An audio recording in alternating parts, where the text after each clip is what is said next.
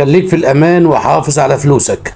بسم الله الرحمن الرحيم، وما توفيقي إلا بالله. ورسالة توعية جديدة وكيا سيراتو 2010. هنفحص العربية كده مع بعض. واضح واحنا بنفحص العربية عندي شغل في الحوض بتاع العربية مشغول زي ما واضح معانا. في عندي معجون، في عندي سلاح الرفرف في شغل وفي معجون. طبعا من الناحية التانية ايضا في شغل وفي معجون. كده طبعا العربية فيها حادثة في الحوض بالكامل. هنشوف ايه اللي ممكن تكون متغير في العربية، نشوف كده مع بعض. سلاح الرفرف والحوض مشغول بالكامل.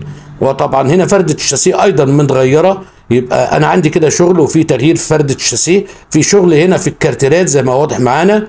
هنا طبعا ده مكان الشغل ومكان المعجون والبوتامين. هنا طبعا الفليتو ده بلدي بيطلع معانا زي ما احنا شايفين كده مع بعض. ده مش فليتو الفابريكا. نرفع العربية، وضحت الامور هنا وظهرت ان طبعا عندي تغيير للحوض بفردتي الشاسيه الامامية زي ما هو واضح معانا. الشغل اهوت موجود معانا في معجون اسفل العربية بتغيير الحوض بالكامل مع فردتي الشاسيه. طبعا هنشوف كده مع بعض مكان رقم الشاسيه. طبعا في شغل ومعجون واضح معانا. هنا في لعب عند رقم الشاسيه، وزي ما احنا نوهنا قبل كده ان العربيات اللي بقى فيها شغل عند رقم الشاسيه طبعا بتترفض في المرور. فالعربيه قابلها مشاكل كبيره جدا في التراخيص وفي المرور وفي الاستثمار بتاعها.